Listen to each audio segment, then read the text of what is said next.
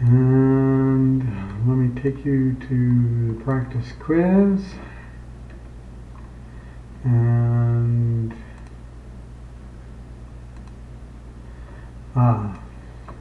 number 1 and 2, the dot product tells us how much two vectors, fill the blank in, and then expand with details, and the same thing for the cross product. So, very important, don't look it up. See what you can remember, what you can reconstruct. Use those memory pathways, it'll reinforce them. Even if you can only partially remember.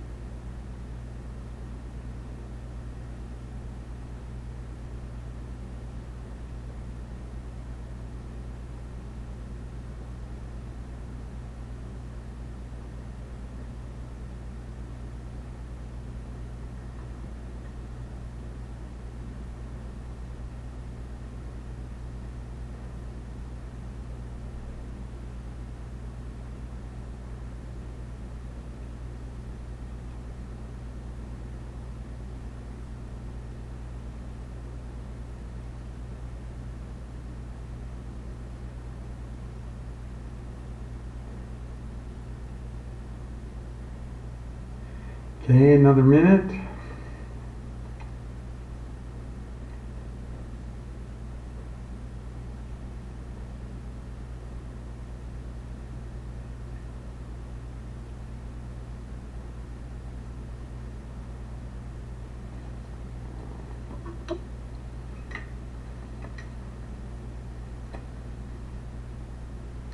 Alright, so I'm going to fill in the basics and then I'm going to ask you all to give me some details. The dot product tells us how much two vectors are going in the same direction.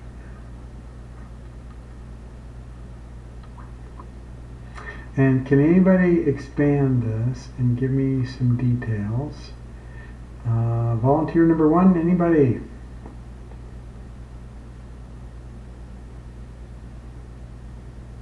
You could say that the dot product is 0 when the vectors are perpendicular. 0 or perpendicular. Somebody else, give me some other detail. The product of the dot product doesn't give any vector. It gives a scalar. It gives a scalar. Dot product. Scalar. Not a vector. Somebody else?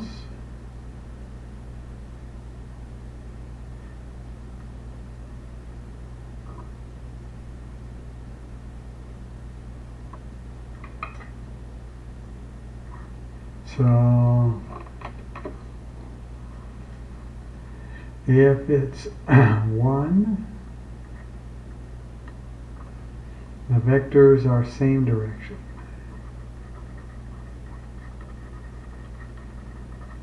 If it's -1, they're exactly opposite directions. Kind of like a speedometer.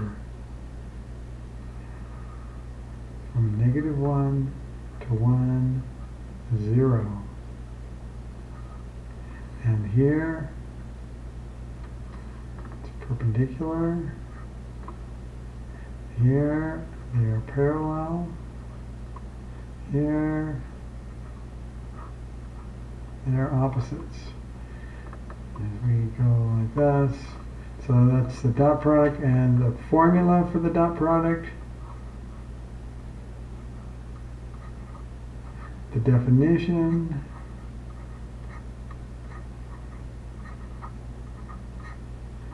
And it's all to do with the cosine.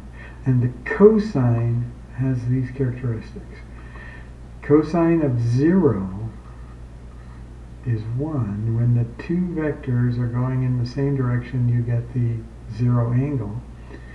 And when the two vectors are going perpendicular, you get the 90-degree angle, and that's when you get they're not going in the same direction, all this stuff. So all this stuff is really about the cosine. And when we say it tells us this is also relative, when we compare amounts relative to a max value of magnitude of A times the magnitude of B, when we compare. Alright, cross product tells you how much two vectors are perpendicular. Or you could also say it has to do with the turning efficiency. If you were in a rocket and you're trying to turn it, you know, how efficient is the turn? The best, most efficient way to launch your booster rocket is make it perpendicular. That'll cause you the very most turn. Okay. Cross product tells you how much two vectors are perpendicular. So, somebody who hasn't said anything yet on these others, can you give me something on a detail on this? I guess then it's all about sine, the angle. That's right. It has to do with the sine of the angle. The A cross B. Now we have to take the magnitude of it to give us magnitude of A times the magnitude of B times the sine of the angle. And if you didn't have the magnitude, you had to put this n, which is a unit vector pointing in the right direction. Anything else? Well, we know we can use it to find both torque and the area of a parallelogram. Ah, nice. Some important details. This tells you the torque and it tells you the area of parallelogram.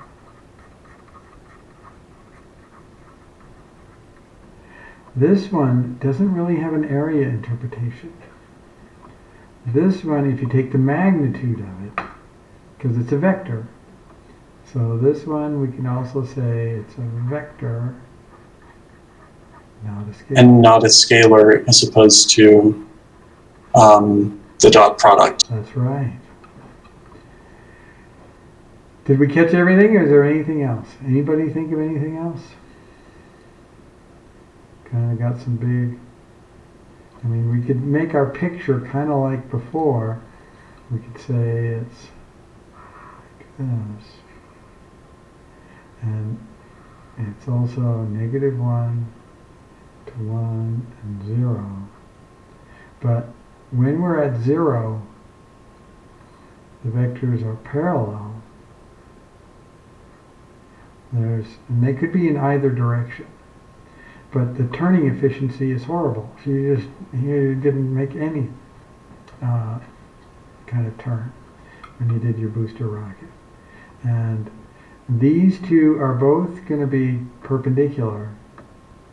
And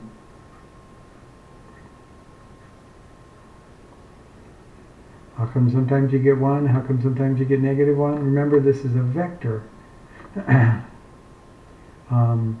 And the magnitude of the of this is going to be 1. And so, in a way, you could just, if you were just looking at the magnitudes, you could just take the right half of this. Because again, this is, if we're really looking at the magnitude, I guess we would only want the right half. because we don't get a scalar unless we take the magnitude, and then the magnitude is always positive. There's perpendicular, and then there's parallel. All right, let's go to number 3. All right, so f of x, let me make this a little bit bigger.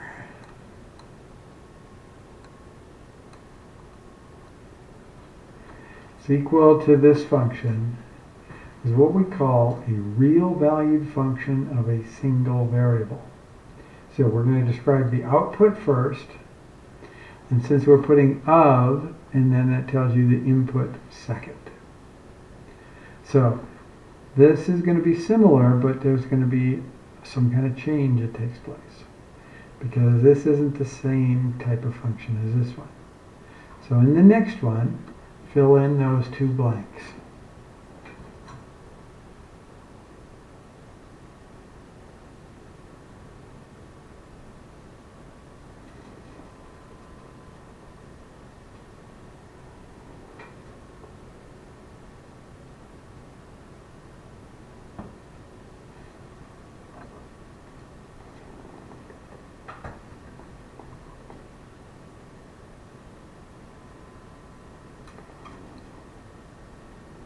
Okay, the part over here, it still says a single variable.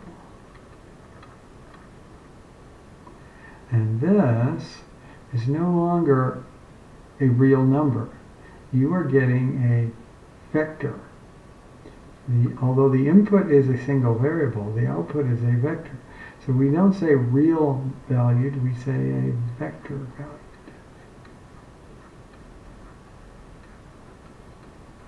Function of a single variable. Alright.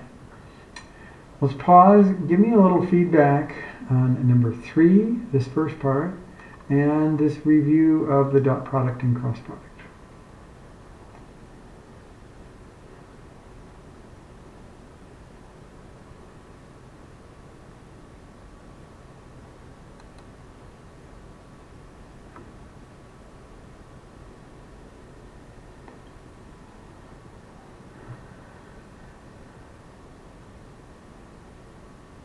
Okay, Cameron, you're remembering what each one does, can't remember why they work the way they do. I guess the big insight I want to say is just their connection on this one, dot product connection to cosine.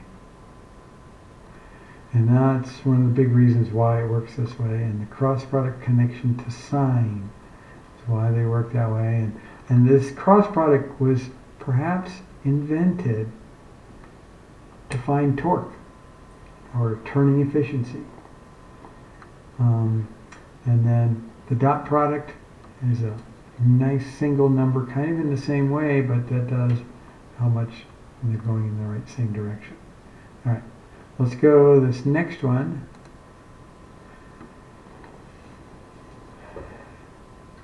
Modify this. Fill in those blanks.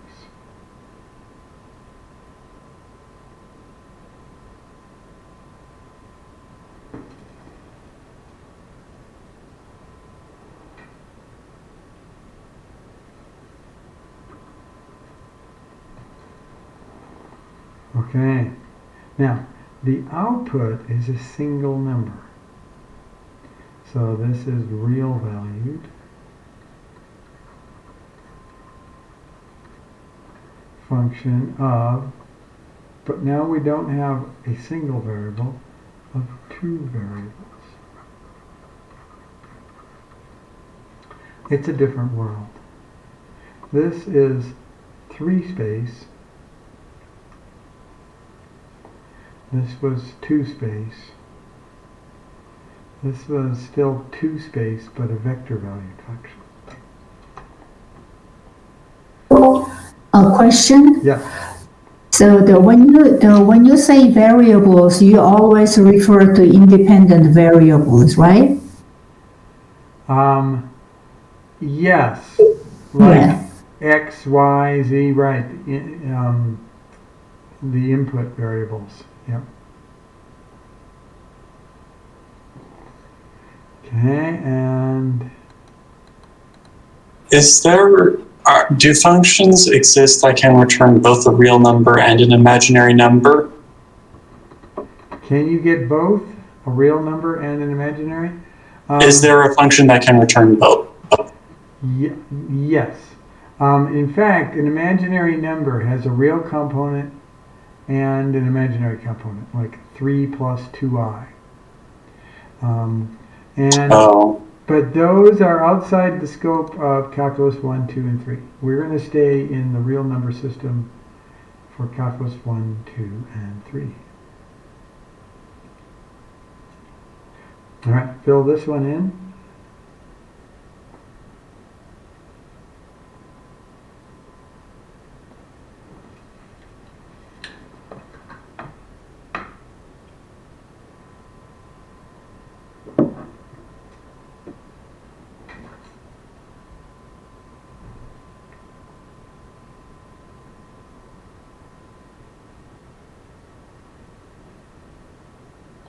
Oh, I made a mistake. Let me give you a little more time because there's two things in there.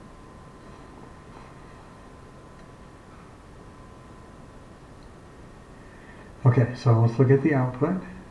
Is it a real number or is it a vector? It's a vector, so we're going to say it's a vector valued function of the input is two variables. Okay. And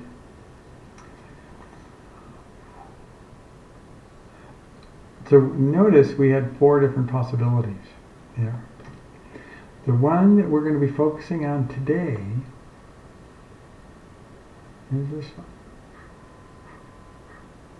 We've been working with a lot of vectors lately, but we're going to go outside of the world of vectors, back up to this, and if you had to call this a name, what would you call this shape? The shape is called a what? Anybody?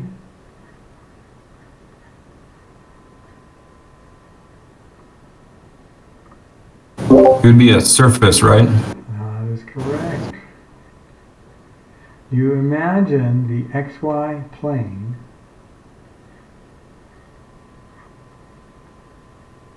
is the floor. And on the floor, you pile dirt up to the prescribed height. Or you dig down into the floor if it's a negative height. And then you put a tarp on top of that, and that tarp is your surface. And functions, this is in 3 space. We consider x, y, and z, and you might not see it this way.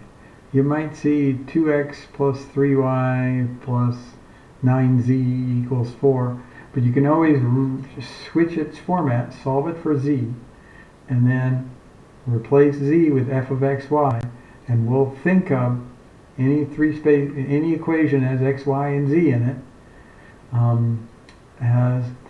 we'll try to get it into a function format if it's a function. Okay. And then it's a surface for us. All right. Give me feedback on number 3, please. The totality of that.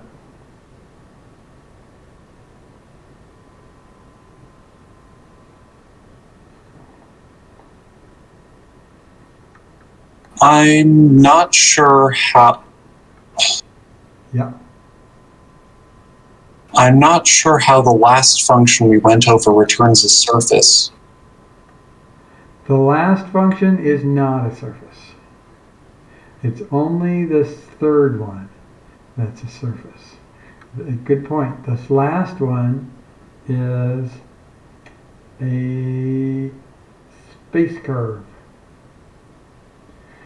You're in, and it's not even in 3 space.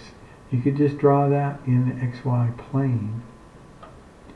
And it's some kind of, now remember this one. We have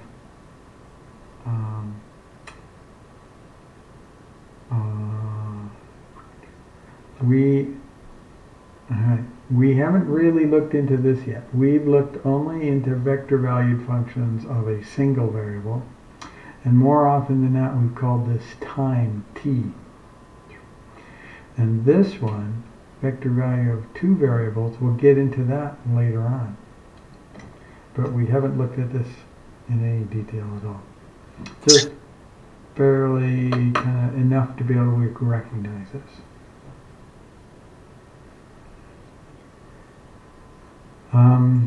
All right, find the domain of this function.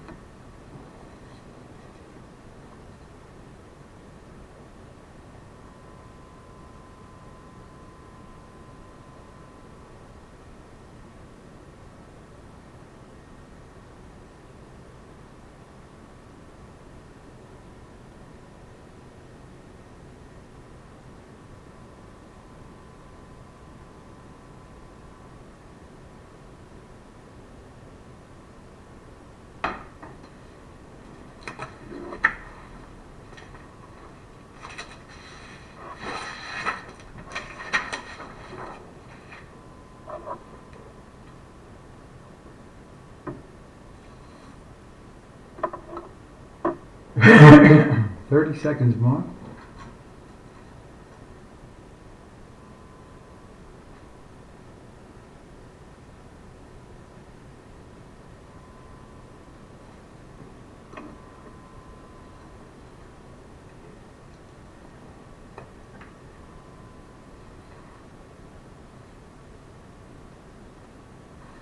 Okay, so what's inside the square root must be greater than or equal to 0, because we don't deal with imaginary numbers in all of our calculus sequence. So the domain, we'll start with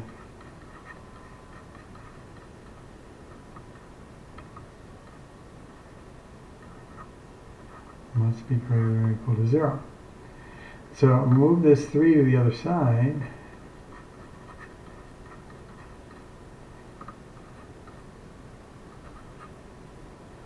And then I notice that x squared plus y squared plus z squared equals square root of 3 squared is a sphere centered at the origin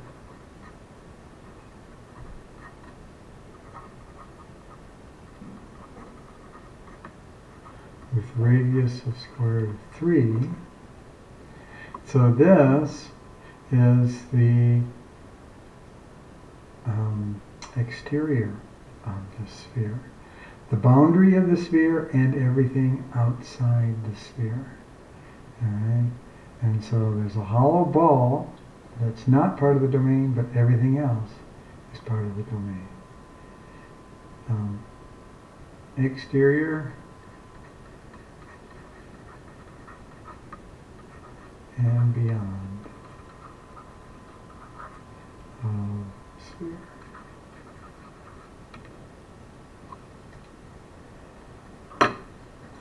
Okay, give me a little feedback on number 4.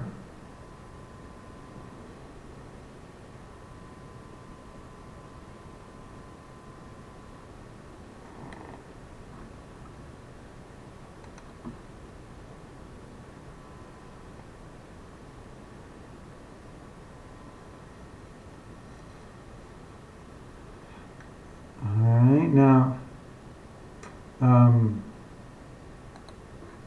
how do we know that the equation of the sphere is this? Let's just review that real quick, because from the feedback it looks like we could go a little bit more in detail here. Honestly, because I thought that this one is the domain is outside of the ball, not sphere. Yes. It's the same thing, but I think that's probably more clearly stated, the outside of the ball. Yeah. yeah. Okay. And how we get this equation of a sphere is, suppose I want a sphere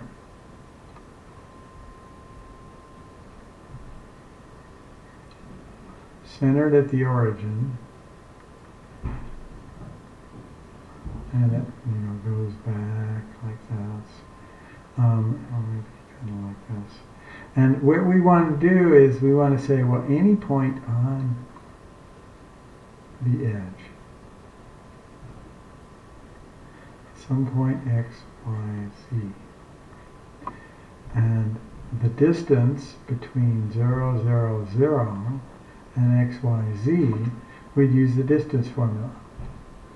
And that would be the square root of x minus 0 squared plus y minus 0 squared plus z minus 0 squared equals, and if we want that to be the square root of 3, it would be like this.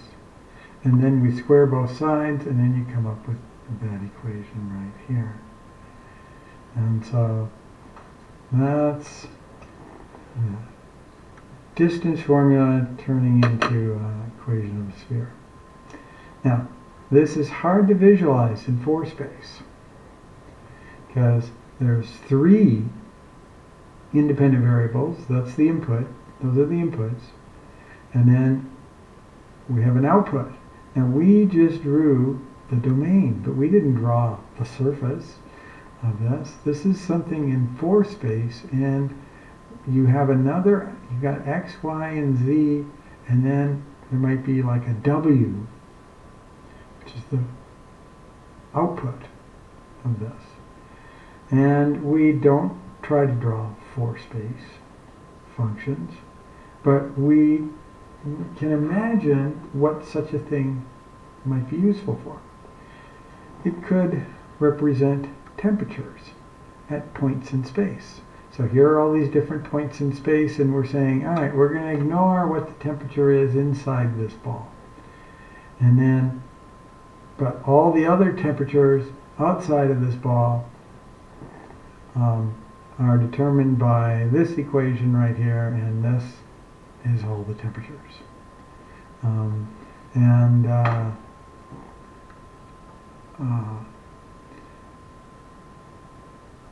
We could get such temperatures, in theory, by hanging all these thermometers from the ceiling at all these various points in the XYZ room, and then having them electronically send their temperatures, and then we create this function and so on. Now, so let's go to the next one. This is a map. And what do the curves in the map, you see all these kind of jaggedy curves in there?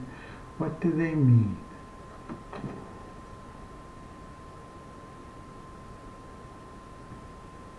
Do you want us to actually answer? Yep. Isn't that like a, I forget what they're called, but they're like maps of like mountains for like the elevation. It's like each of those is like a different height. Ah, very good. All right, so what do these curves mean? The contour? Yes, this is called a contour map.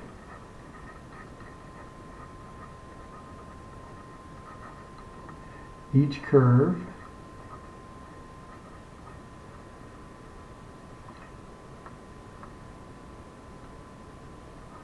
has all points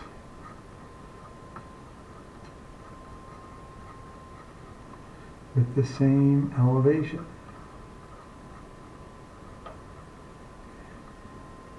So sometimes your XYZ, your function, is the elevation.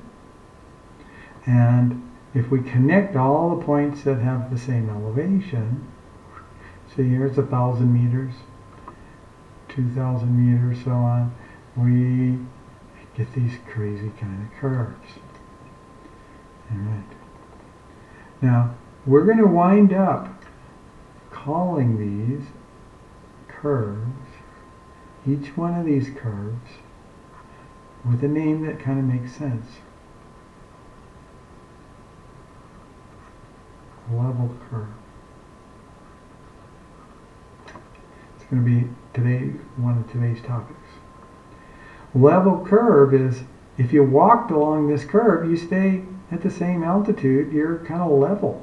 Although you're zigzagging back and forth, you're staying at exactly the same height all the time.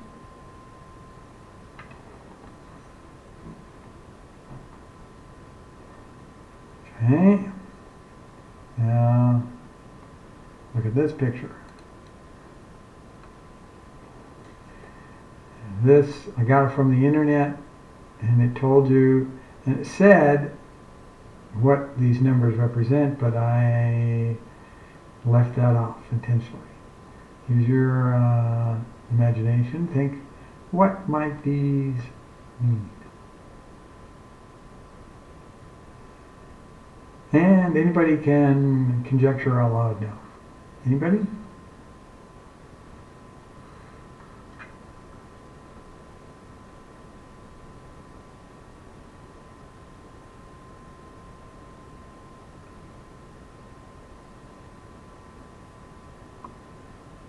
Something is 24 all along here. Something is 27 all along here. You might see something like this, 30 all along here, on the nightly news. When they get to the weather. And what might these mean? In this case, these were all temperatures.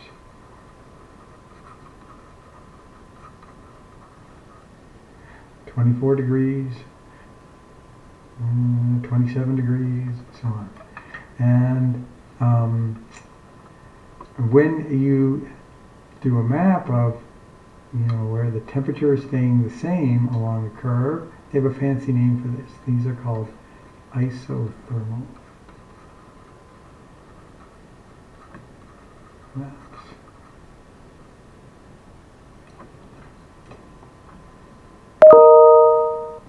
And, all right, so that takes us through the practice quiz. And questions on homework, or any questions up till now?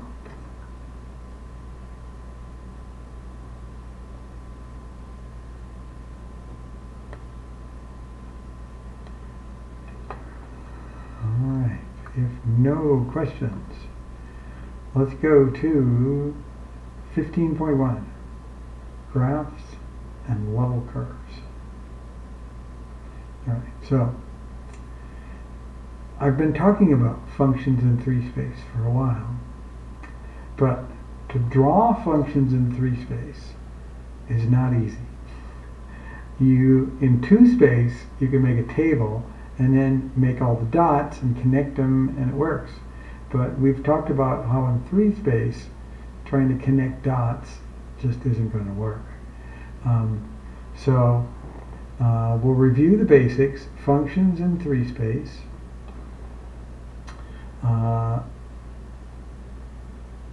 Whenever we see an equation that has x, y, and z, we'll try to get it so that we can get z by itself.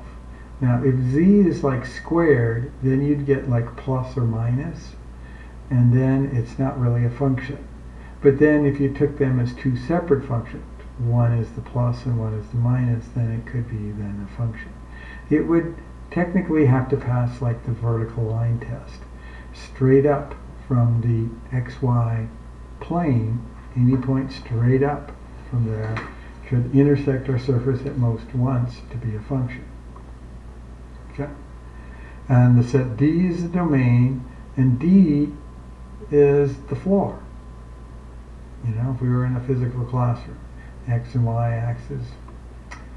And the range is just the heights on the z-axis. All right. So, first one, find the domain of this function, and when you get your answer, enter it into your grouped chat. Don't enter it yet. I'll tell you when to hit enter, but you can be typing it into your group chat at any point.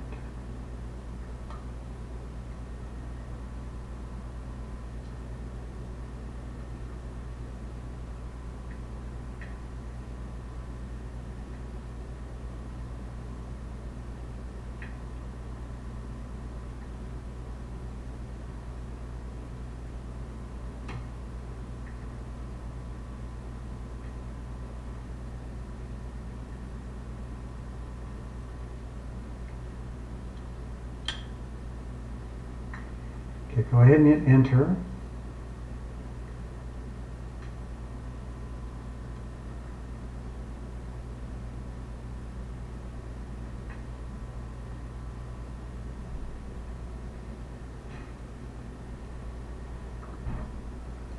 And group 2, what's the domain?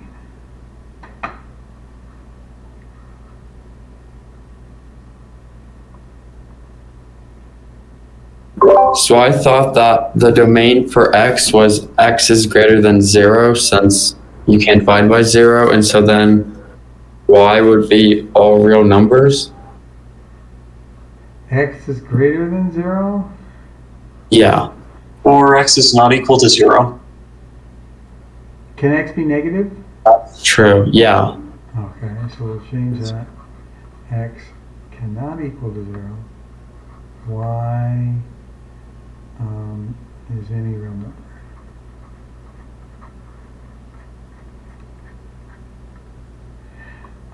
But what about, don't you have to stay between -1 and 1? But that's the range, right? Ah, that's right.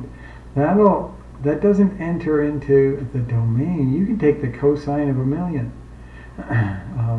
You'd think of it as a radian thing, and so, but your output would always be between -1 and 1, but that has no effect on this. All right. Let's go to the next one. Find the domain. Yes. Just a minute, there's a question. So fxy equals cosine y over x. Is domain over x and y is any real? No, x is not should not be 0, and y can be any real number. Okay, then range should be the z, the third variable. Yeah, That will be in between -1 and 1. that's correct. If we were finding the range, it would be between -1 and 1. Perfect. Okay, that's what I was clarifying. Good. Thank you. All right. Find the domain of this one. Same thing. Put your answers into your group chat, but don't put them in quite yet. Everybody process this individually first.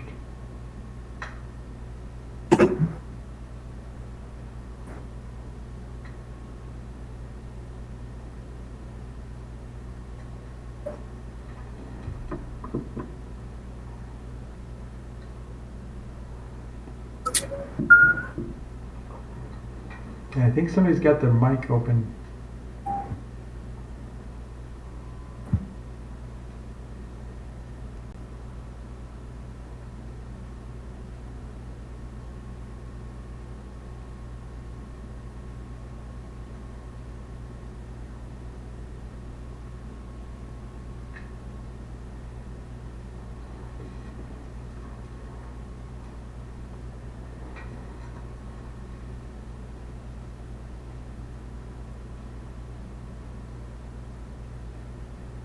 Okay, you can discuss it with each other in your chat.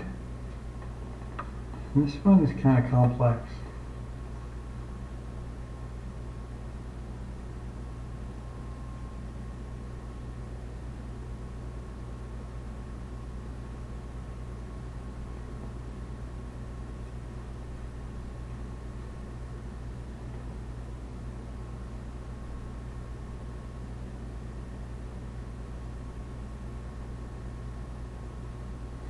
Okay, group 1. Any ideas here?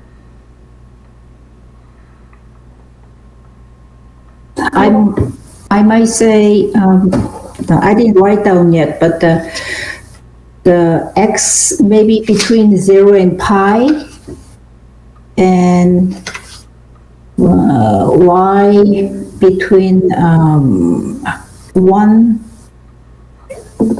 to infinity. So y is just bigger than or equal to 1.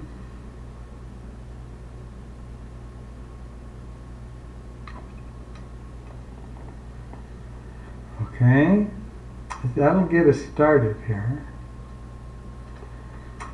Let's pull out our calculators for a moment. If you've got a calculator with you, take the inverse sine of 2. That should be an undefined return. Yes, and your calculator will give you some kind of error. So what I instead wrote is that the difference of y and x squared has to be between -1 and 1. The input for this function has to be, it's the output of a sine function, which, because you're asking what is the angle whose sine is this number. Alright, now, once we get to this, what in the hell do we do with this? What does that mean? Anybody? How do I deal with that?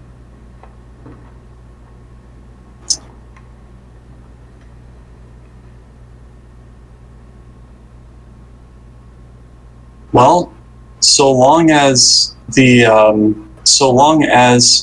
difference between y and -x squared is between -1 and 1, y and x can be anything. Okay. But it has to be anything that fulfills this inequality. Is there a way to visualize the numbers that meet this condition? We could draw a circle to represent if all numbers were some kind of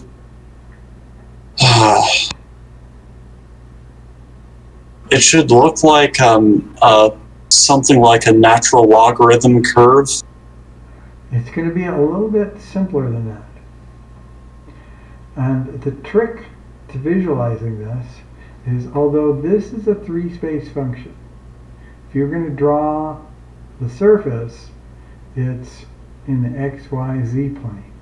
But we're not asked to draw the surface, we're just asked to draw the domain. Since the domain is just in the xy plane, you can draw your graph for the domain with just an xy axis back into our familiar 2-space thing. Now,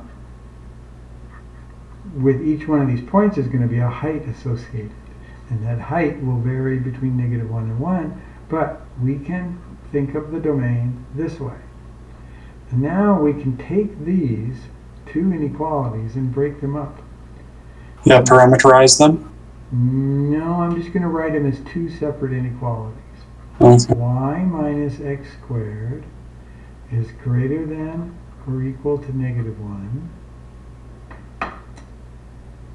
and y minus x squared is less than or equal to 1. When it's a double inequality, the word between them is and. And then let's add x squared to both sides.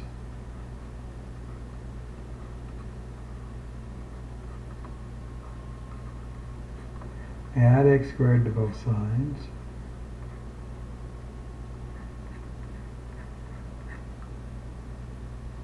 Okay, now I'm going to be able to visualize this. If it was an equal sign, then this is a parabola that's been shifted downward 1 unit from the origin.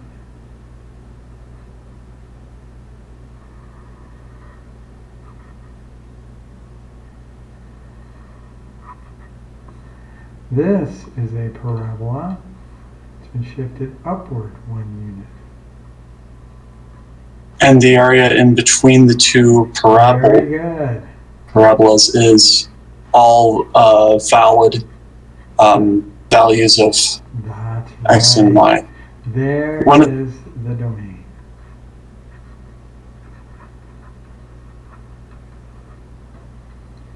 The domain to this function, we can visualize it in a kind of familiar world.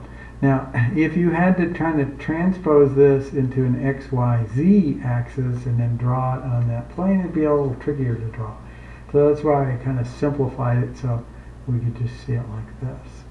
That's the domain. And that's a fair thing to do if you're just asked about the domain. All right. And all right, let's go. So we're starting with now the big point today. Let me just come back to it. We talked about different kinds of functions. And this is the one that's going on today. Real valued functions of two variables, and we get surfaces from this in 3 space.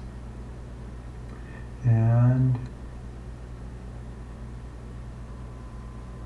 we talked about domains, and when we graph these, they're too difficult to graph by making tables of x, y, and z values, because even if you put dots all over, 3 space is too complicated to kind of connect these dots. So what we use as a primary tool is called a level curve.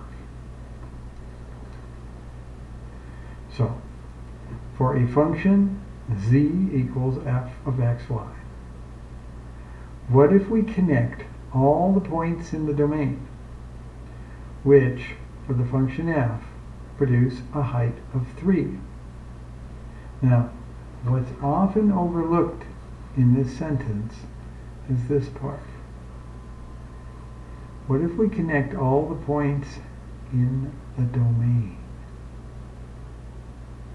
It's not the point. Now remember, we think of this function z equals f of x, y, z as if we were in the physical classroom, I'd be pointing out, you know, I'm standing up next to the chalkboard, and if you're sitting down facing me in the left-hand corner of the room at the floor, that's the xy, where the x, y, and z axes meet.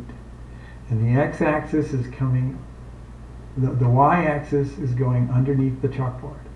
The x-axis is coming out towards the classroom. The z-axis is going straight up. Okay. We think of this domain as the entire floor. And we pile up dirt at specified heights given by this function. And then we put a tarp over it, that's the surface. Now, what if we connect all the points which produce a height of 3, but the tricky part is all the points in the domain for which the height is 3. So this is not just, you know, suppose it's feet, and 3 feet high is about at my waist. I find that there's kind of a hill in the room that, you know, right about 3 feet high, it sends me in a little circle around this hill. All right, but that circle around the hill isn't what I'm talking about. I project it onto the XY plane, onto the floor. Project that circle onto the floor. And so it's the points in the domain that produce a height of 3. This 2-space curve in the XY plane is called the level curve. And it is the portion of the surface 3 equals f of xy. So it's that little circle up here, but it's projected down onto the xy plane. And if it weren't projected onto the xy plane, we'd be calling it a cross section. Cross sections are when you take a plane and you cut, and you know what that is. But when you project it down onto the xy plane, that's exactly what's done with maps. When we were looking at these collection of such curves as a contour map. So when we were looking up here, all of these were the points that had similar heights, and this was from a surface, but then we projected it down onto the floor, and then you get it all sitting on the xy plane. Okay. So we get level curves. So this I took from the book, and they're talking about electrical potential functions, but let's just say that these weren't even electrical potential functions. Let's just say that these were just hills. If this was my three-space surface in the XYZ three-dimensional world, the corresponding contour map from it would look like this. We can see that kind of like there's big circles out here where your altitude's going to stay the same. But over here, to keep your altitude the same, you have to go around the circle like this.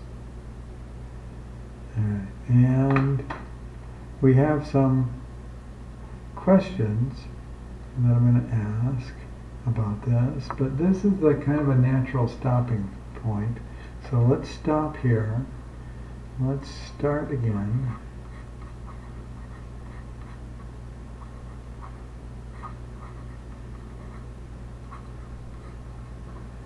At 6:39 p.m. in 15 minutes.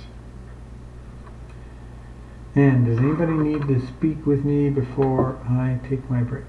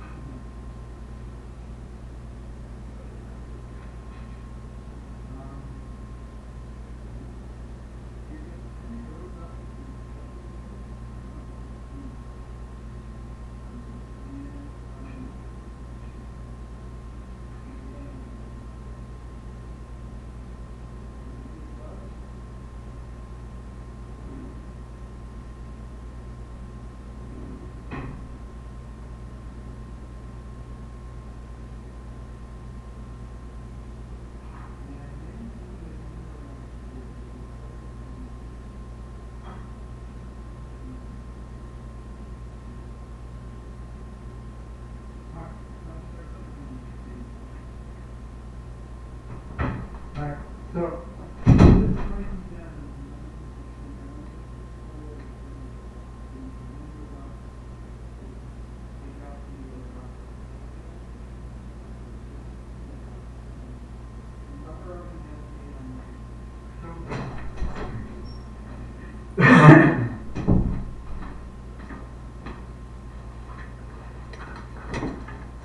And we're back. Yes, we are back. And okay, so if we look at this picture,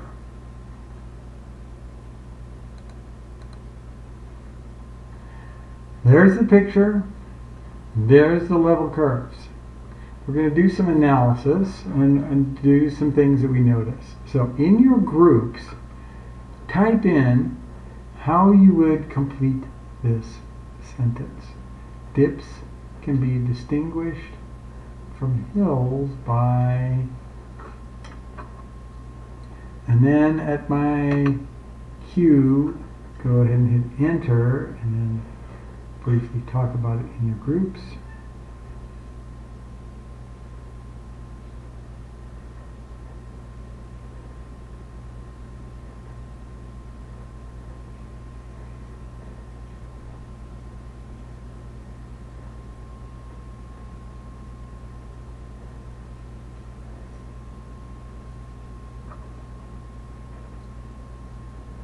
Go ahead and hit enter.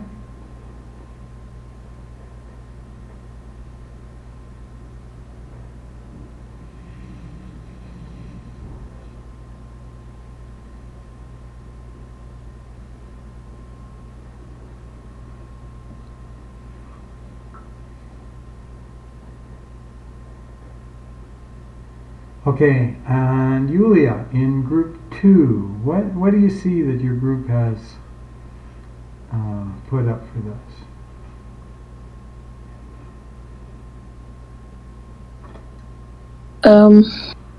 Just a minute. You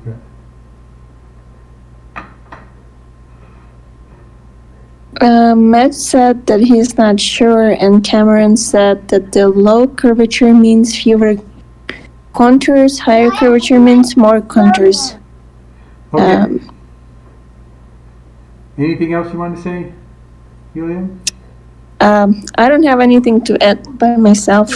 Okay. Look at my other And rocket. let me ask you this. Look at my other rocket. Go ahead and mute it now, Yulia. We got Okay. okay. If this upper tube had been going down, would this look any different? And the answer is no. No. It would look exactly the same. If one of these was uphill and the other one, if this one was up and this one was down, we'd see exactly the same thing. The only way that you can tell dips from hills is if they put some numbers over here. And they say, this is 10 and this is negative 10 or something like this. And when you have a map like this, we can see which ones are higher contours just because they put numbers. But if you didn't see this number here, you couldn't tell this was any higher than this, or if this was going down versus going up, or anything like this. All right. So dips can be distinguished from hills only by extra. It's kind of like extra numbers.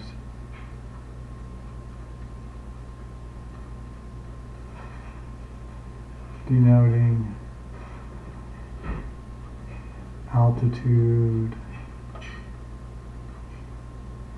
or temperatures or whatever the thing is.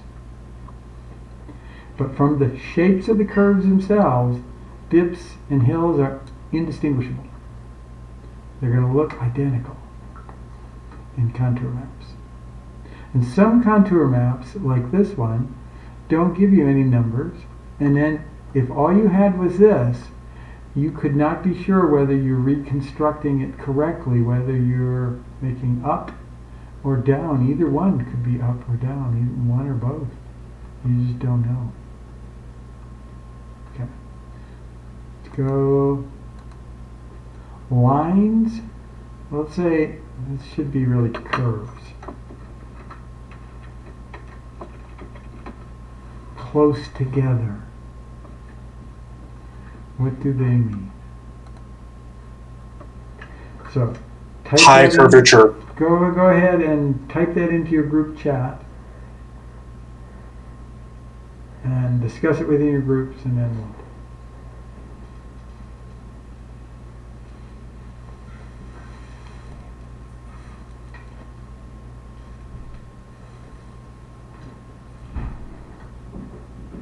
Okay, and hit enter if you haven't already.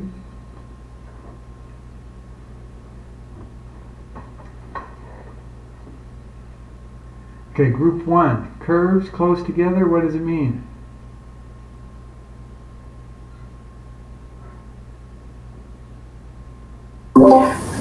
Rowan says, I think that only measure how the steep the terrain is.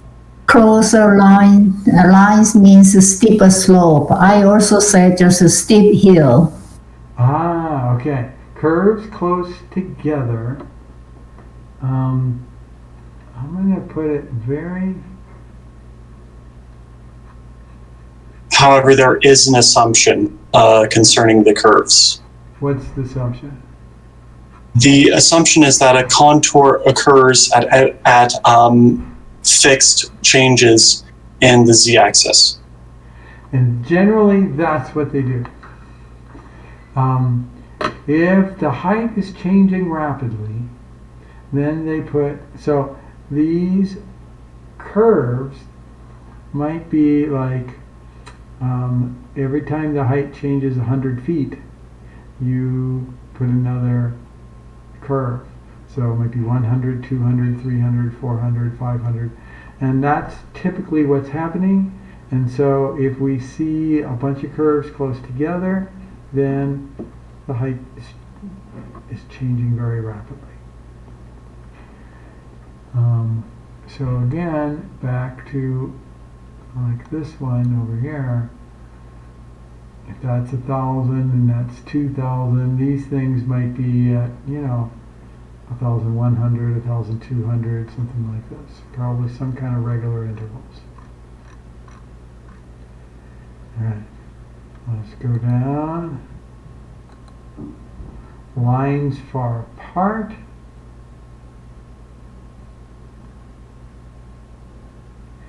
And let me just open the floor. This one seems kind of obvious. Anybody want to tell me what this means? Lines are far apart, then? Sure. Yeah. Low curvature. So height change is slower. Very good. Less change in height. So we're seeing this and this. They're pretty far apart. There. We're way out here. The height isn't changing very rapidly at all out there. And you can find hills by looking for, type that into your group chat.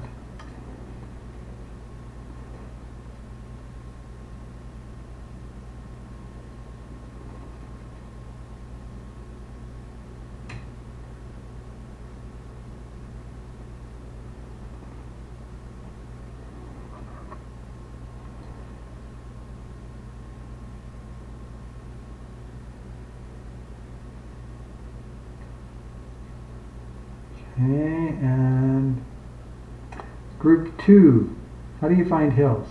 You look for what? What I wrote is that we look for multiple curves that have some kind of concentricity to them, or are centered around something and have progressively decreasing area with each contour. Okay. Now, if I saw something like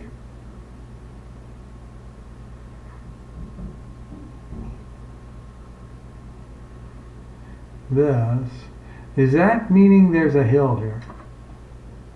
No, we only have, because we only have one contour. Mm-hmm. So this is not meaning that there's some kind of hill here. What would I need to be able to say, oh, there's some kind of hill here? I would need, what we call them is, if it's really a hill, it doesn't have to be circular, it could be kind of any which way, but it would be what we call a closed curve. Because you could walk around and get back to that same height again. And then you're going to have, and as you know, if it's a steep curve, you don't go far, and then you've got another one of these. You don't go far, you got another one of these. And you got and so on. So this would be, look for what we call concentric. I mentioned that in my definition. Very good. And concentric, what does that mean?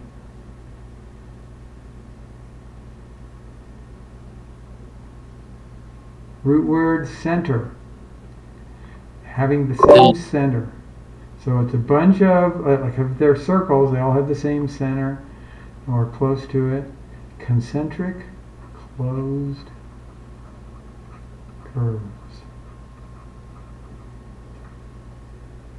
Okay, now this is not just hills or dips. You'll find either one of those by looking for concentric closed curves like this. So we kind of like in 2-space, we make tables, XY tables. And then from those tables, we get important points, connect them, and make curves. In 3-space, the analogy might be, instead of table, XY table entries, we get level curve entries. And the level curves by themselves doesn't reveal everything. Like if we didn't put extra numbers over here, we couldn't tell whether this was, we could tell these are hills going up. But we couldn't tell whether it's a hill or a dip on these without some extra information. And we can tell that, as we get outside of it, we'd get this rough shape, but with some extra information, we could get everything here. So that's kind of like the analogy of the points.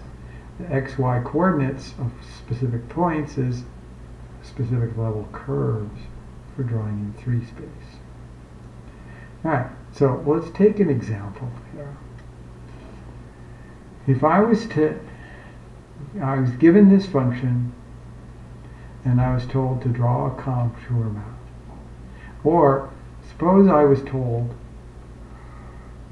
to draw this.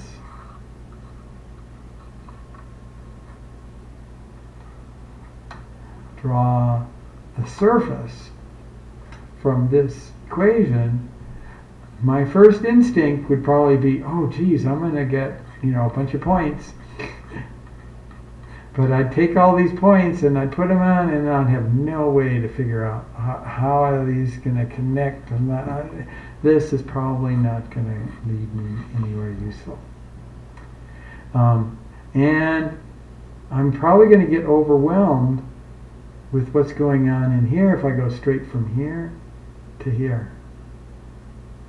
So what instead I want to be doing is going from here to break the problem down into saying, let's not do this either, not right away.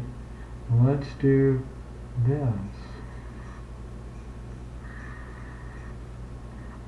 Back an old familiar 2-space, because that's the domain. And let's project where the heights are the same down into the domain, and those will be called level curves. And then we'll be getting a contour map in the domain. So to do this, I want to state, I'm going to take my z. How do I get several level surfaces? How do I get one level surface? Now I'm just going to ask that question. Anybody have an idea? How do I get started with finding a single level surface?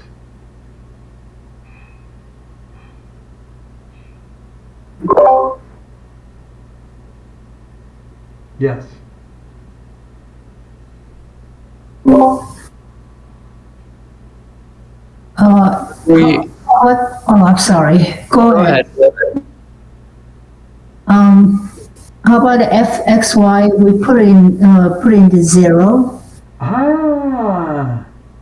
What to find level surfaces? You just replace f of xy with certain values. So forget the level surfaces. We're going to set f of xy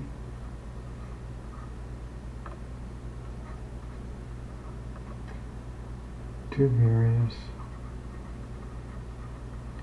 constants.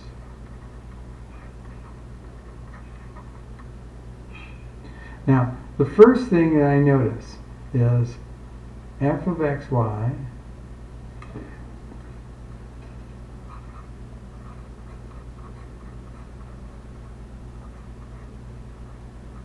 to something like -4. And you're going to get no solution because something squared always gives you positive.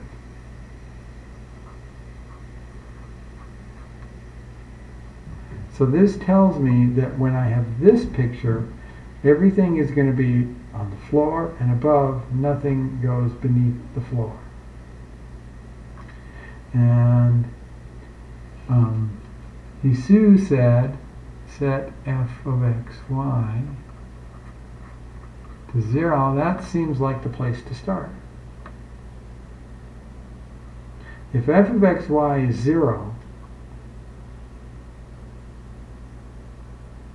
then what must be true about x and y? Anybody?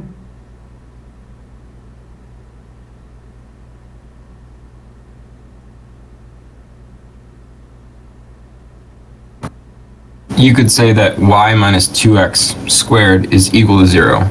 And then you could come up with some points that satisfy that equation. How many points will there be that satisfy that? More than one.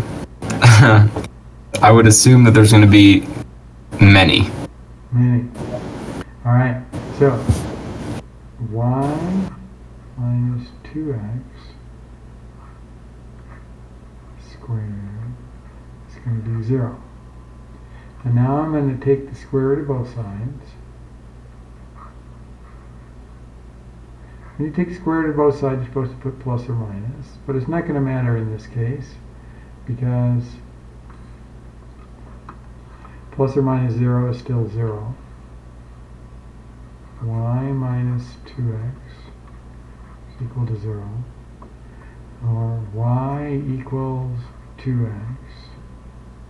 That's a specific line. Goes through the origin with slope 2. 1 over 2 up.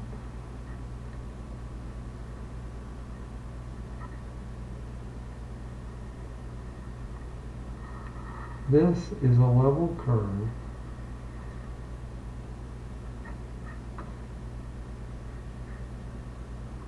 and we're going to state because level curves, as we saw before, can be deceptive. Like if we didn't put some numbers for the heights on these things, we couldn't tell whether they go up or down. We'll get more valuable information here if we put what this is representing. This and all this z, I'll just, because it's easier to write than f of xy. Z is equal to 0. The height is 0. Here. Alright. Anybody have a suggestion? What value should I set f of xy to next?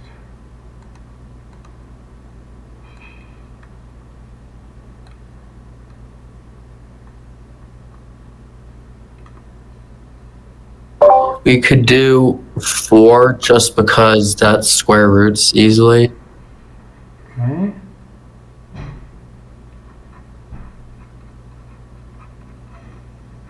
So we're going to find all heights on this surface. Remember, the surface is, if we were in the classroom, physical classroom, we'd be piling up dirt. And thankfully with this one, we don't have to dig out the floor anywhere. And all along this line, now we'd only be able to see the first quadrant of this if we were in the physical classroom. But we'd have this line through our classroom that we would say, all right, we don't have to put any dirt down right there. And then when f of xy is equal to 4, we're going to just write the equation.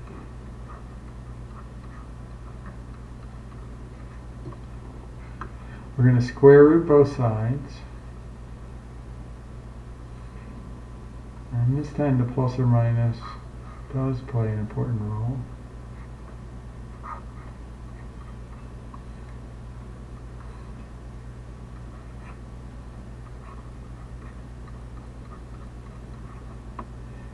Y equals 2x plus or minus 2. Now, these are lines where the z is going to be 4, height of 4. So if I go down 2 as well as up 2, we are going to have height of 4. This line is parallel to that one.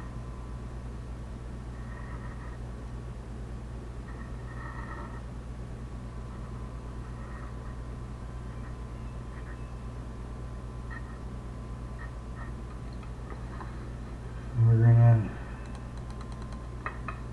to label these Z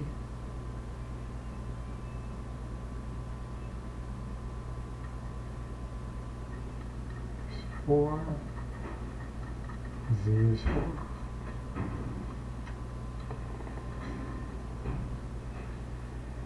Okay, and we'll keep going on with Matt's theme. We'll set another number that's easy to take its square root. We'll do 9. And then y minus 2x squared is equal to 9. Square root plus or minus. We got y minus 2x is plus or minus 3. Y equals 2x plus or minus 3.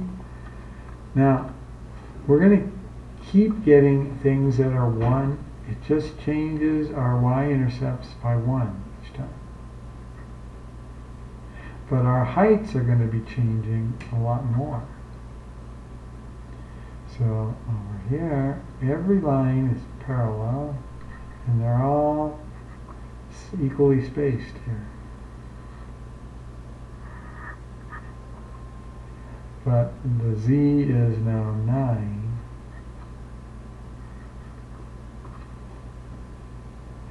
Here and here. And then I don't need to do any more, I can see the pattern. 16. Equally spaced. But a height of 16. It's just a parabola in 3D space.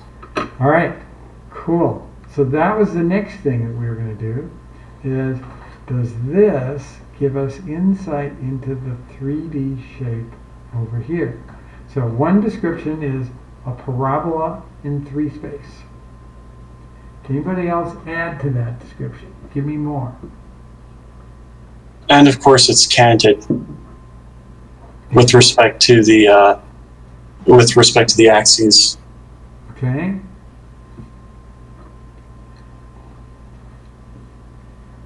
So, like when you go over 1 on the x, you go up 2 on the y. Over 1 in the x, 2 in the y. So here, it's along this line that it's touching the floor, the xy plane. Now, you said parabola. How do you make a parabola in 3 space? I don't get it. I should have said paraboloid. What is a paraboloid?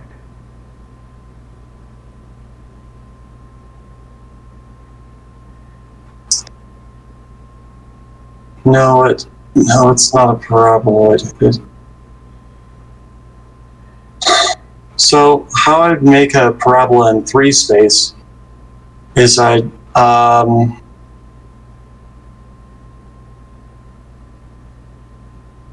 basically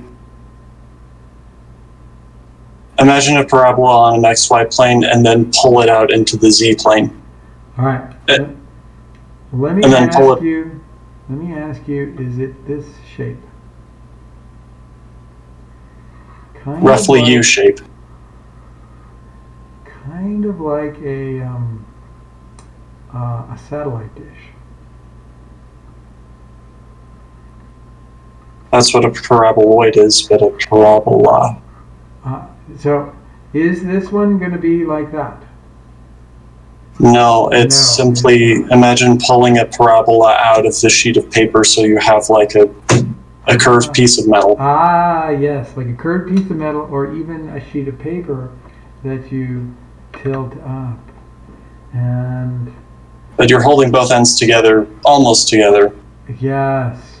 All right, so let me send you to my camera.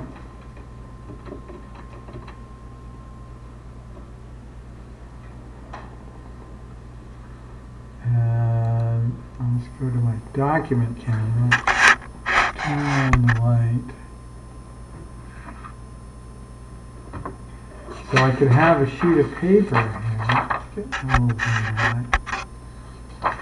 Sheet of paper that's tilted a bit, and then I just fold the edges up, and so that this along this is a parabola going up.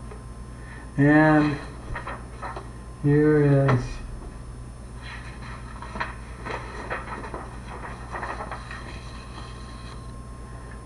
when I put it in some kind of 3 space viewer, I get something like this.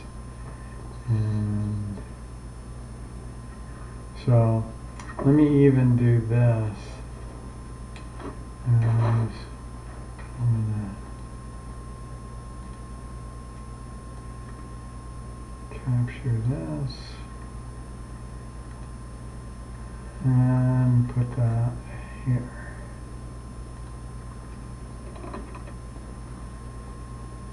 Okay.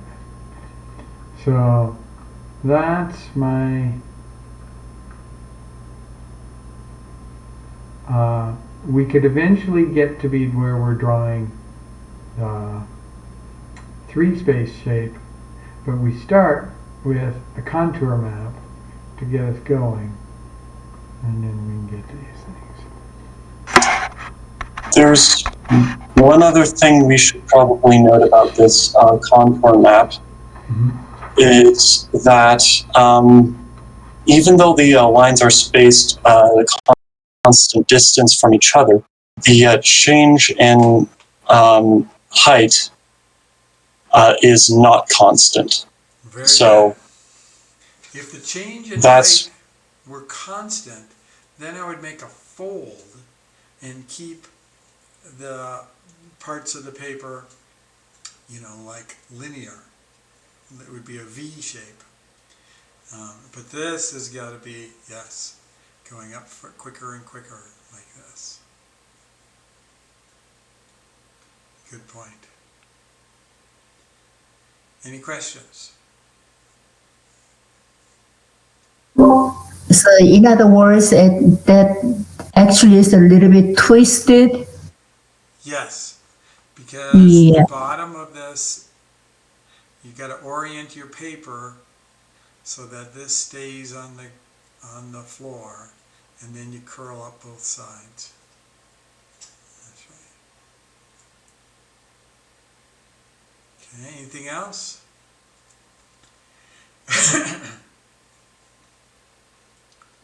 All right, now, and there's also these 3D drawers. What had I used before? It was Math3D.org. okay. Yeah, here we go. 3D.org. And this one was y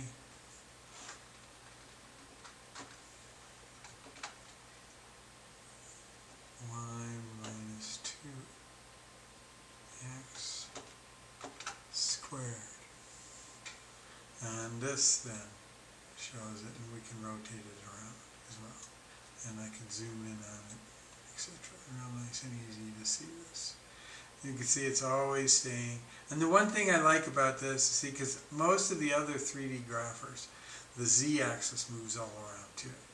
But I think it's a little easier to understand what's going on if the z always stays straight up and you just move the x and the y around. And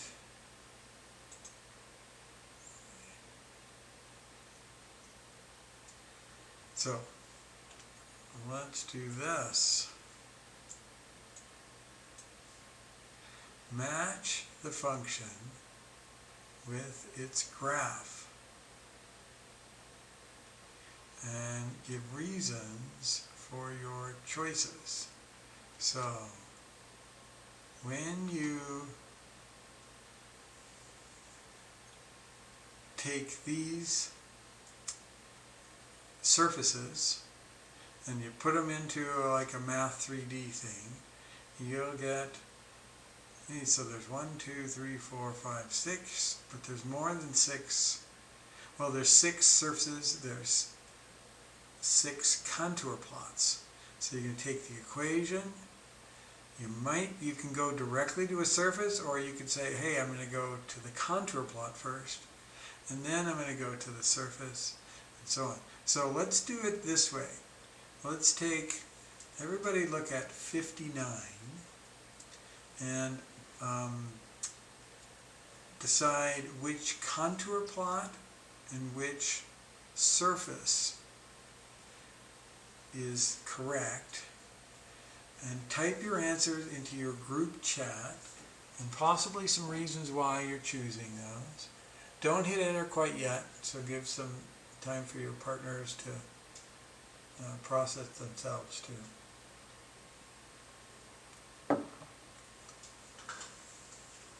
So we'll look at number 59 first.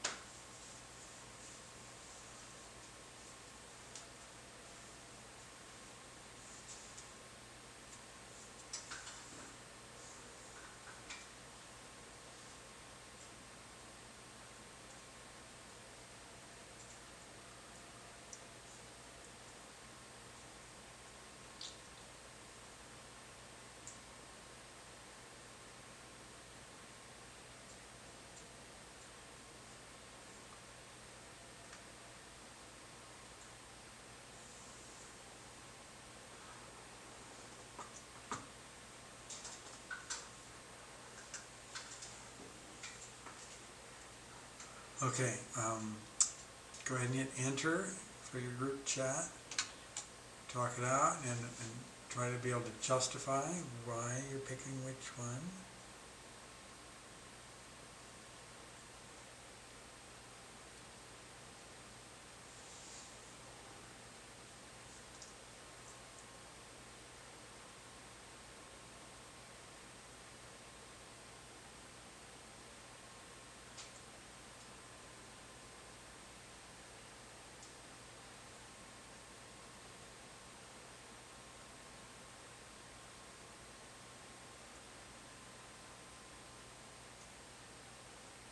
All right, group 2.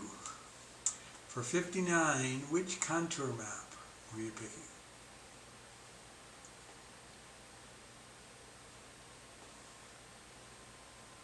I kind of went out on a limb and said, plot surface D, plot 5. So you think it went to D, and it went to this one, plot 5. I'm confident in matching D to 5, but I'm not confident in matching the pair to the function. But what I do know is that sine is always going between 1 and -1. All right, so the heights have to be between -1 and 1, and that could be this shape. You're only going up to, maybe that's a height of 1, down to maybe down to -1. So, and that's going to rule out definitely, like, these things look like they go up a lot more in B. But anything with a cosine and or sine function in it, isn't ruled out. Yeah, I think it rules out A and B because it looks like, on one side it's getting higher and higher and higher, and the other side, no, that's not what we're wanting. A and B get ruled out. And you said something, you said you're confident that D and V pair up. Why is that? Because there are two lobes in. Yes. Okay, there's a hill here, so you get all these concentric circles over here. Yes. And there's a sharp change into the lobe into the next quadrant. Yes. And then as delineated by the lobe lines. hills over in these two opposite quadrants, and so they're kind of like this. So I agree that D and 5 seem to go together. And that these possibly could be this one. Anybody have any more insights?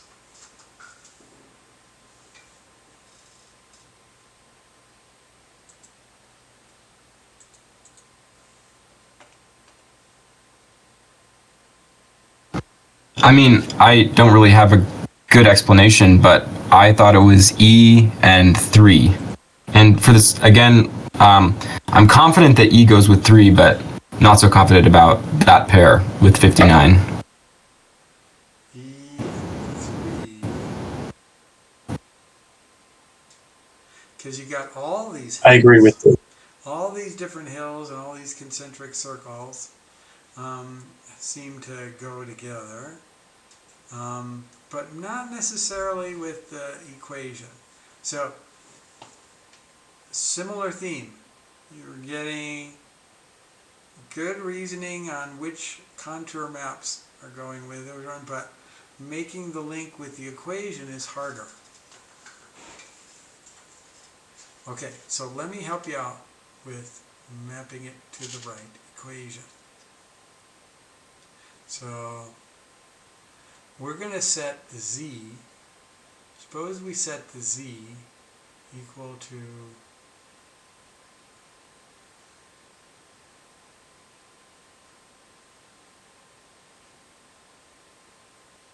now you have to set it somewhere between -1 and 1.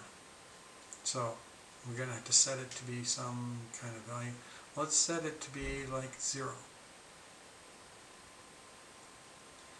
Now, if you set it z to be 0, let's go back to the unit circle. What does that tell you about the sine of what angle will give you 0? Sine xy equals 0. One solution, now this has many solutions, is that x times y itself could be what? could be 0. 0,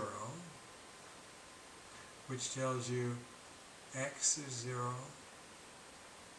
y is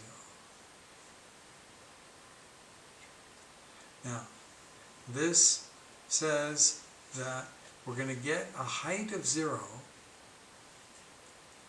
when we're on either axis. So we might be able to rule some things out. So on either axis, we're going to get a height of 0. Oh, that immediately rules out my suggestion On D, on D and on D and 5. okay. Yeah, we should be seeing, It looks like Roan's suggestion is working. I think it would be C because with E, there's like all the bumps, and so it wouldn't always be 0 on the axis. all right. But C has this kind of flat part in the middle. All right. Now, by the way, it's not just 0. We could have also picked x, y being like pi over here. Well, I guess like the height won't change though. Okay. So now, if you did x times y equals pi, or x times y can be lots of different values. Let me just show you something. You're going to wind up getting a whole bunch of equations, x times y equals specific values. And if you check like z equal 1/2, you're going to get xy equals a certain value. What's that? The sine of what angle is going to be 1/2. This is going to be pi over 6. X times y equals pi over 6. Or xy equals pi. You get a, whenever you have an equation that's x times y equals a constant. Let me take it the most simple constant. X times y equals 1. This is the same as y equals 1 over x. And when you graph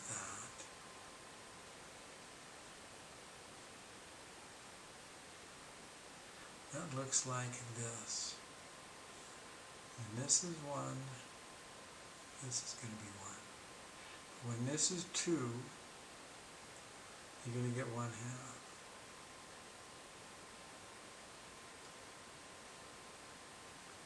When this is 1/2, you're going to get 2.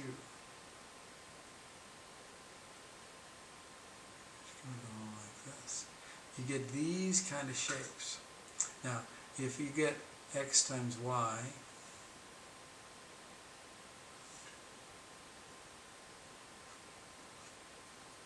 equals pi, y equals pi over x. That one, when x is 1, y is going to be 3.14 up here. When x is 2, it becomes half that size. X is 3, it gets third that size. When x is 1/2, you get 2 pi, you get way up there. So this one becomes like this. Matt, I think you're right. You get all these different curves that are going to be kind of in between these. That's right. And these are your level curves, and you're also going to get them on this side.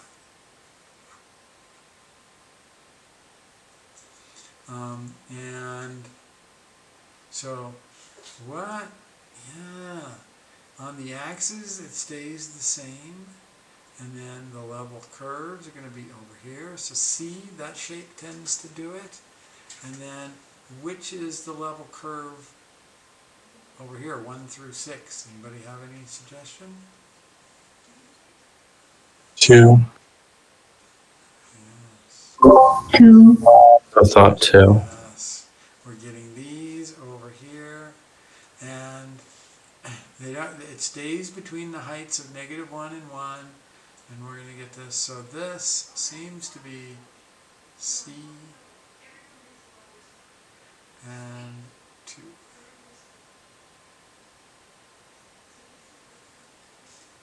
Okay. And, all right, we'll have time maybe for one more here. So let's do number 60.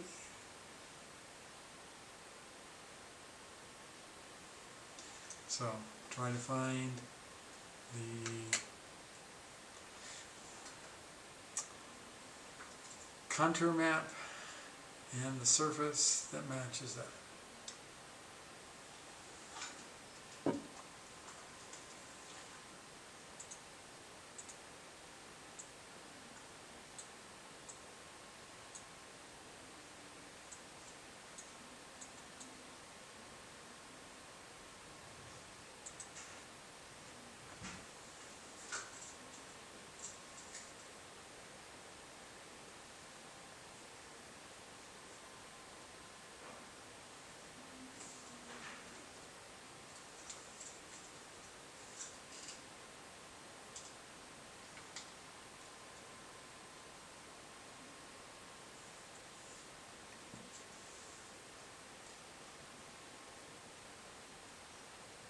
And go ahead and put any guesses that you got into your group chat, and go ahead and hit enter whenever you're ready on that.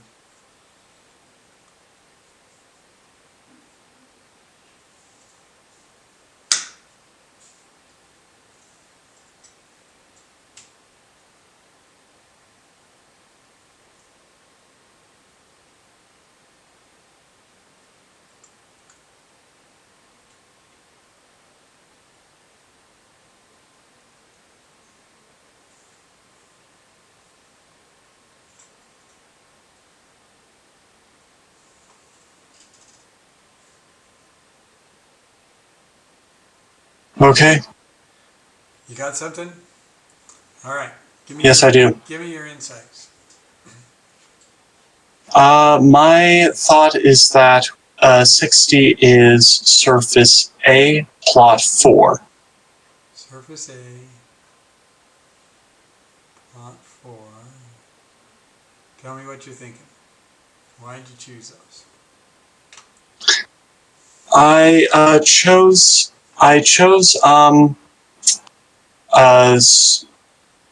surface A, plot 4 because I asked myself I asked myself the end behavior of both functions. Mm-hmm. So the end behavior of e to the x as x increases is that it gets increasingly large, but as x decreases, it gets increasingly small. Okay. Now, cosine. Now I think why cosine y is okay here is because we see a uniform oscillating behavior that doesn't seem to change. The behavior of cosine y along the y-axis seems to be it just cycles up and seems down. to have Right. yes, just cycles up and down for the same values of x input. Right. But as you move along the x-axis, you get really, really big values, and they get to oscillate though because they might even be negative. Because depending on the y value. Yes. So there's a lot of, they get bigger, but potential big oscillations. And over here, small. So the A seems like a great candidate for this. Why did you choose 4 for the level curves? I could not see any other chart that matched the that could match the graph, and also could you please zoom in on 4, please? You bet. Okay. Okay, so it looks like the curvature becomes increasingly steep as values of x increase. Okay. And this is reflective of what we see on the surface. As x increases, the surfaces get steeper and steeper and steeper. so the lines are getting, or the curves are getting closer and closer together. Yes. As you move along there. Okay? Ah, interesting. Now, this one seems like the level curves were the harder one to determine. Usually, the level curves are easier, and then they give us the hint about which one of these surfaces to pick. But this one seems kind of difficult. If we would have said on this, like, we'd have said choose z equal some constant like 1. Then we would have had 1 equals e to the x cosine y. And then how do you solve this for either of those variables? To solve for the x, you'd have to Natural log of everything. Yeah, natural. You're going to have to isolate the e to the x and take the natural log of cosine. And these are not going to be like obvious kind of things. This one is, it's kind of, in this one, to solve for y, you got to take the inverse cosine of both sides. And so this is an unusual one in that the contour map might be tougher to come up with. But that was a great observation you made. As you move along the x-axis, they get closer and closer. But as you move along the y, they have makes no difference over there. And all right, any other insights anybody has with us on number 60?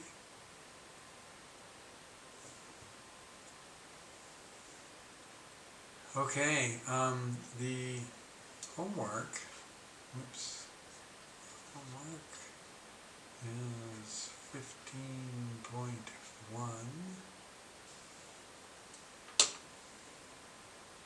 and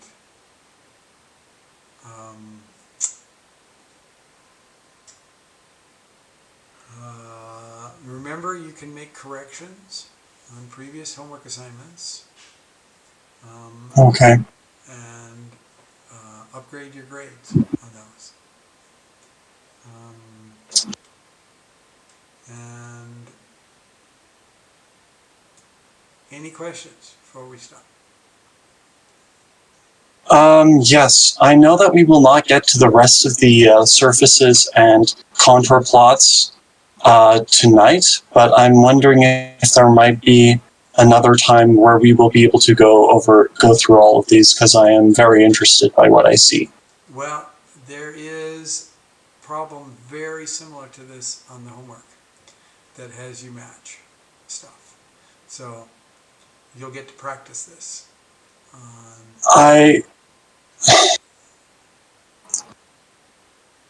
Yes. I think I need to wrestle. I don't think I'll be from what we've learned here.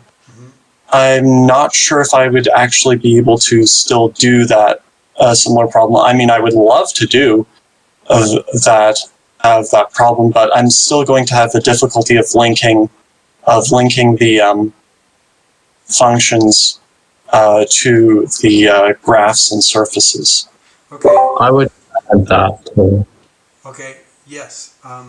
So the matching exercises that you're going to have in the homework, problem number 34 is it gives you level curves and surfaces, and you've got to match them up.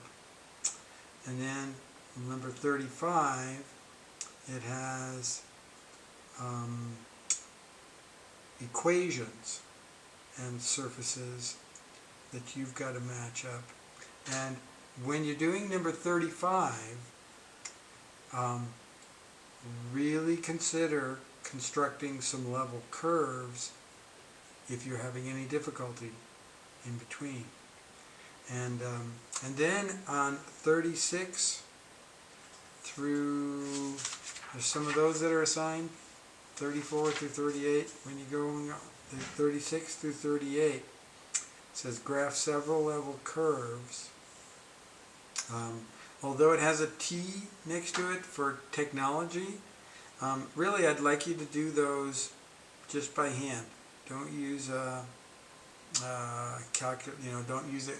You can use like Math 3D to check your work afterwards, but to make the level curves on your own and just within those small windows that it's giving there. And we do have a little bit more time. So let's go through another one of these right now. Let's go through, let's take 62.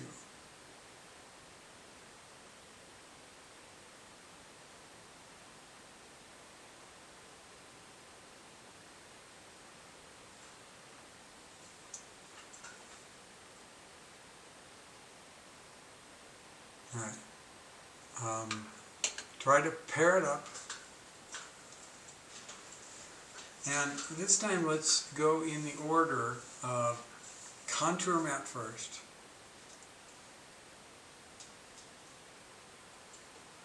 And then to the surface.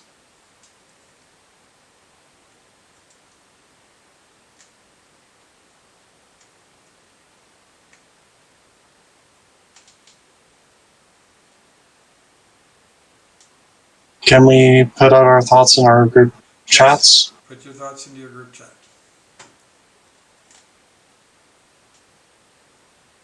I'll call on the group in a minute.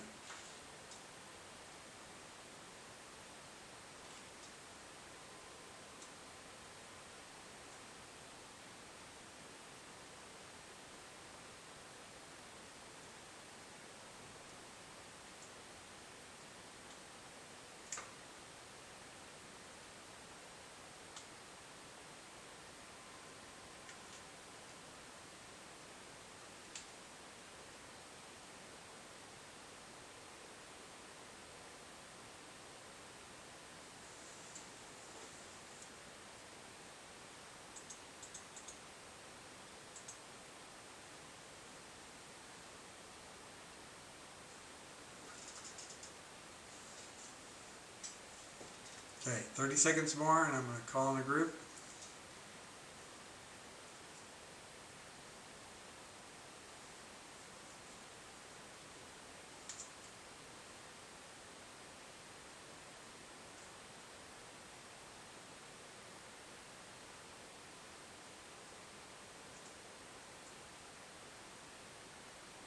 All right, group one, any ideas for the contour map? Yeah, so I said that we're going to have some sort of line that goes through the origin with a slope of 1, because whenever x and y have the same value, the function will be 0.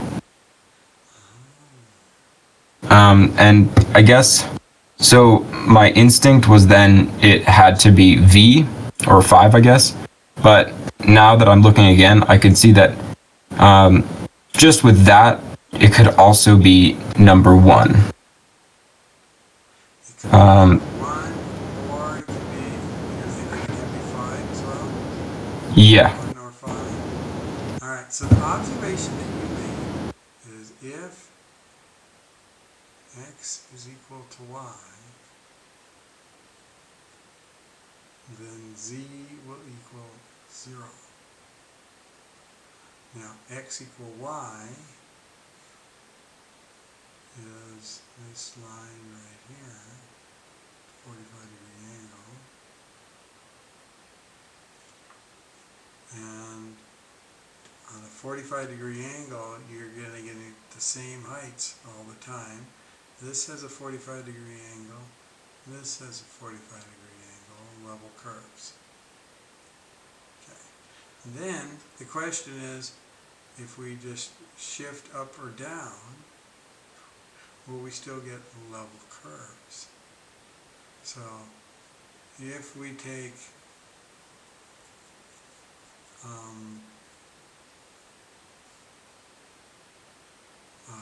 like this one right here might be y equals x plus 1. So maybe that's a y-intercept of 1 right here. Okay, and then there's a level curve right there.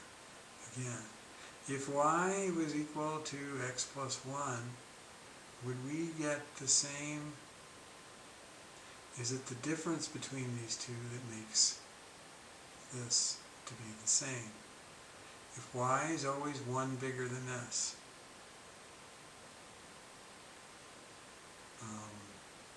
will the sign, so for instance, sine of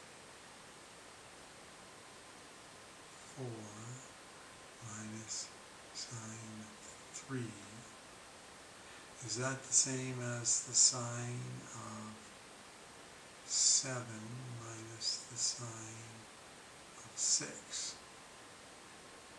Now actually I made this one should be 1 bigger than that. Let me fix that.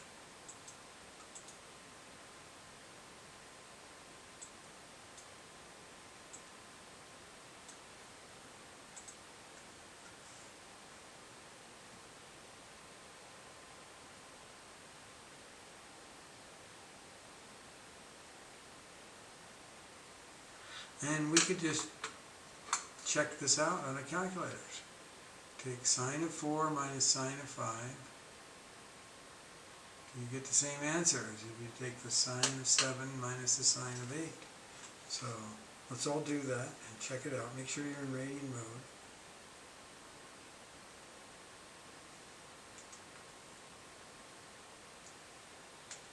mode. I somehow don't have a calculator on me. Okay.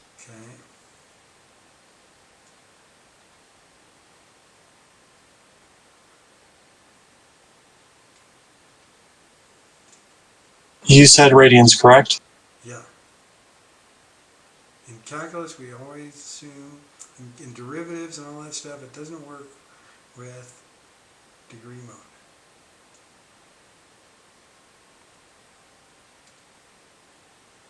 I'm getting really different answers. Sine of 4 minus sine of 5, sine of 7 minus sine of 8. They're really different. So it's not looking like this one.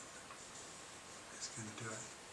Those are not. Shouldn't they be shouldn't they be, these numbers be phrased in multiple, in fractions of pi? You could, since it's radian measure, but you don't have to. Right.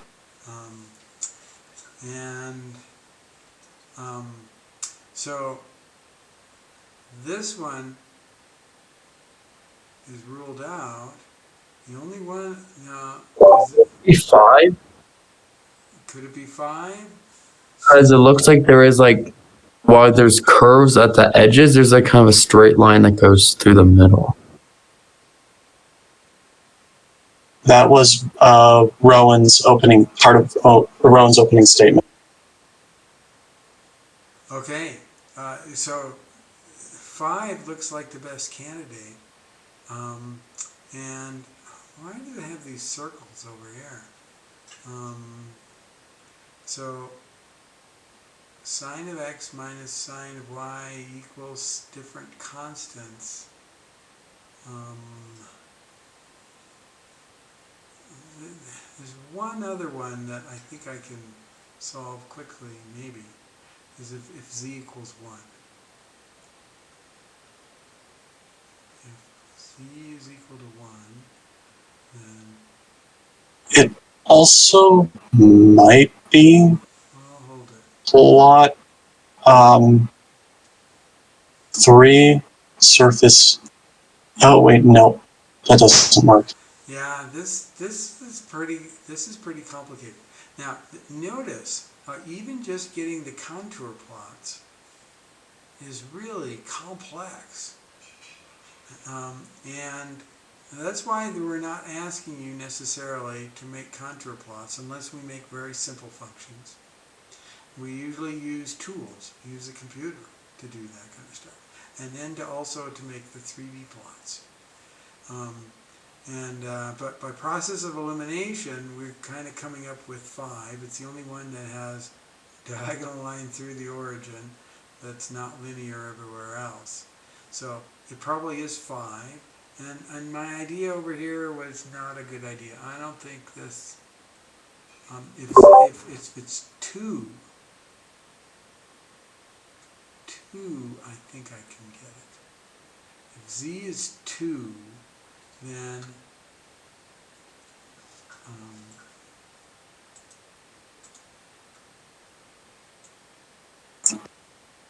Actually, if I may, yeah. I think I can come up with a counterexample as to why we should not rule out surface 1 just yet. Okay. If we were to hold either one of the x values, either the x-axis or the y-axis constant, so let's hold x constant and move along the y-axis. So then z would be equal to literally equal to the negative sine y if we held sine x constant, and z would be if we moved up and if we picked a point of a fixed value of x and move up and down the y values. Okay. And then if we held x constant, and then if we held y constant and moved in a horizontal line across the graph, z would be the values of z would change between 0 and 1. Gotcha. As we move along as we change the values of x. And so that tells you which one of these? I think it tells me that it is surface f. F1 is equal to Fn1 is equal to 62. If you hold one constant and move along the other, but it could also be this one here. E. Okay. In fact, if you're moving along here, you don't go up and down uniformly. But here you do. You get the sine and the cosine functions. I think it's indicating more for E over here. E, however, doesn't have a constant line passing through the origin at 45 degrees, though, which we established is true. Yeah. So, I didn't think it was E just because, like, if we compared the 5 to E, like, E looked like it would have a more, like, symmetric looking, what's it called, contour graph? Contour graph, yeah. And so since it has really symmetric bumps in it, that the contour graph. Right. You're right. This wouldn't correspond with this one over here. And all right, this 5 though has got closed circle here. It's kind of like a hill with a point. I thought maybe that 5 corresponds. I thought that maybe 5 corresponds to D, because if we look in the center, it has kind of a steeper looking drop. Then on the edges, it kind of flattens out, which we can see by like the wider circles. No. All right, so we can also jump to the math 3D, sine x minus sine y.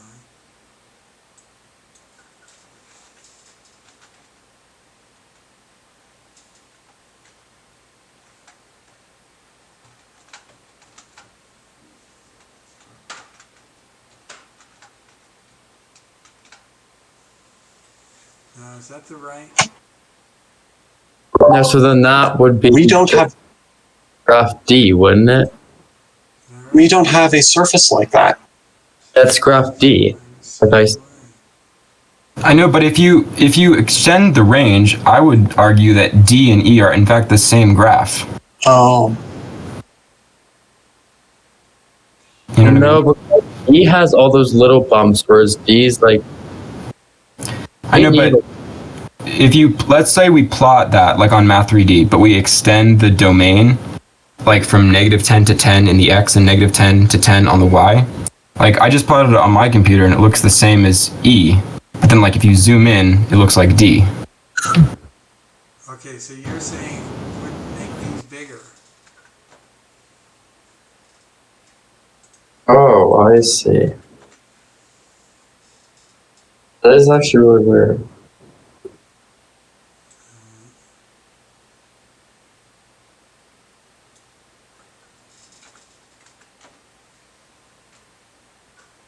well, Rowan is Yep. right. Rowan is right. And so which does this correspond to over here? E. This More like E? Mm-hmm. could be both. And at a 45-degree angle on the XY plane, you gotta have a constant level surface. It's hard for me to see that, but Like if you do it by color, technically like you do see that it's green all along the diagonal.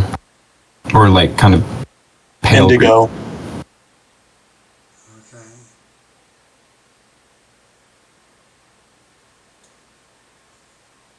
Okay, I think it's. Thank you very much, All right. So Mr. Shankin. looking more like E. Is that what everybody's agreeing on? E or D seems to be acceptable. I'm like, it clearly from what we graphed, it looks like it, but it still doesn't seem like it matches up with number 5. Yeah, because this would be symmetric over here. Yeah. And all right. Actually, I think it's D because E, the lobes and valleys are in the wrong places.